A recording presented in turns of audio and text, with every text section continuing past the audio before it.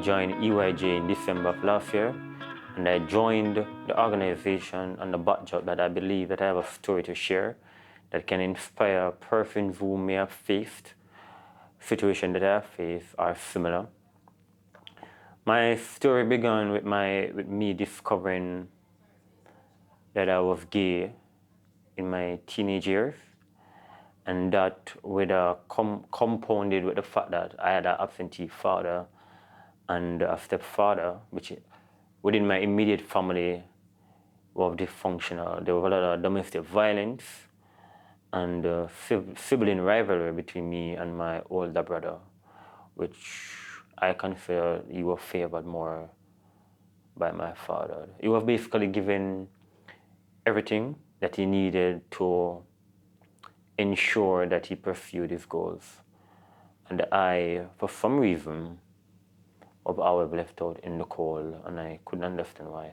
But I've never had any issues with it, because I've always believed that the world does not owe me anything, and I would always take it as a fact that I am the one who have to give to the world rather than take from it. I began my journey throughout secondary school, trying to keep my sexuality a secret for quite a while, because persons like me have always a target to speak properly, speak like a masculine male, to walk like a masculine male, to operate like a masculine male. And you know that my tendencies at the time varied depending on whatever activities I were in. So basically, I was asked to live up to someone else's expectation rather than trying to be my true self throughout a great deal of my adolescent years. As I move into my 20s, I start having numerous issues. Some of these issues stem from the fact that my parents and I fell out, and I was asked to leave the house. And I left the house, not knowing where I was going to stay, but I left anyway, because I believed at the time that if I had the opportunity to make my own decisions, I can make better decisions for myself than someone else telling me what to do and what not to do. And I left. It was very difficult because I was in college at the time, and I never had a job, and I did not know how I would pay my tuition. And for a couple of nights I did sleep on the street, but it was okay, because I always believed in the end that everything will work out. I'd never lost faith in myself or in God during those times. At the time also, I discovered that my partner for a year and a half during the relationship tested positive for HIV. I think within the space of 2 weeks I lost like 10 pounds, because I started having anxiety and paranoia, wondering if I was also infected. At that very moment, I realized that I could no longer be strong for myself alone. But even in my moment of weakness, I had to be strong for someone else. I think the moment came when he asked me if I could just say something so that he knows that he's not alone in the world. And then I recognized that whatever issues that I was facing at the time, he was facing greater issues than me.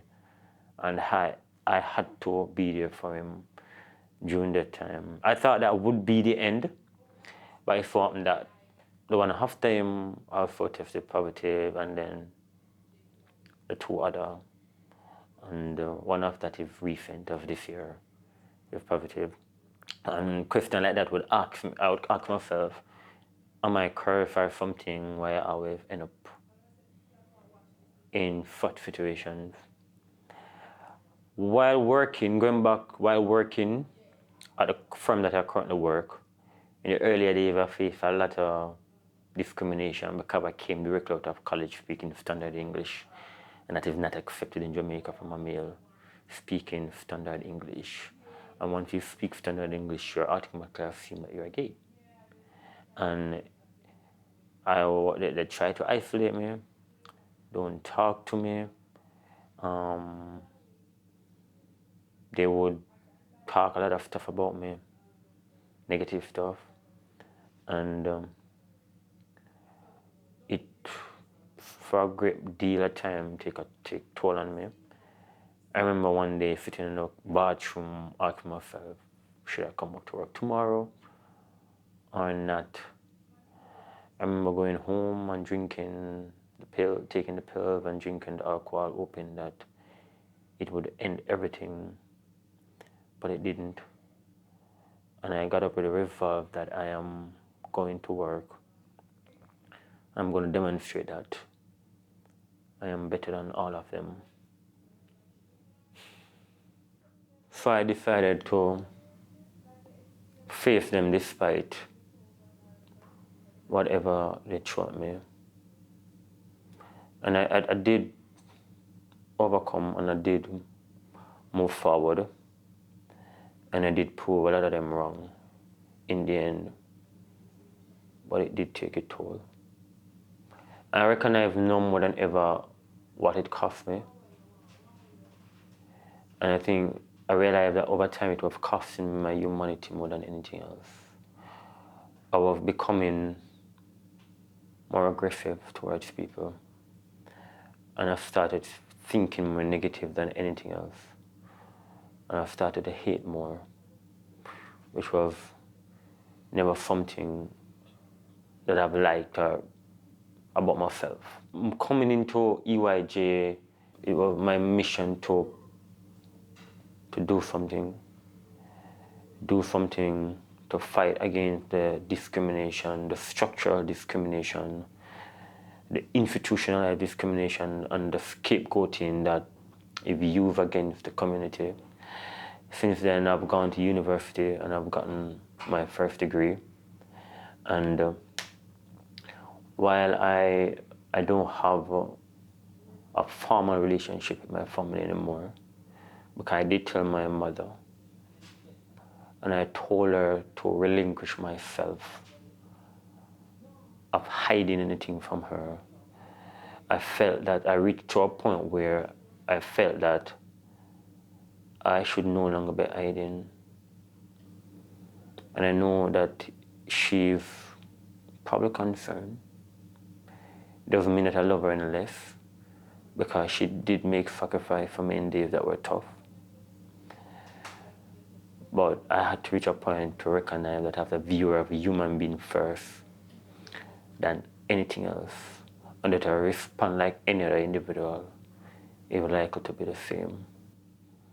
And I take that and I moved on. I do assist her financially, and I'm at this space now where I'm trying to make sense of everything that has happened. And I think EYJ is allowing me that space and freedom to give that story, to give my efforts, to give my talents to those who really need it. And that is my story.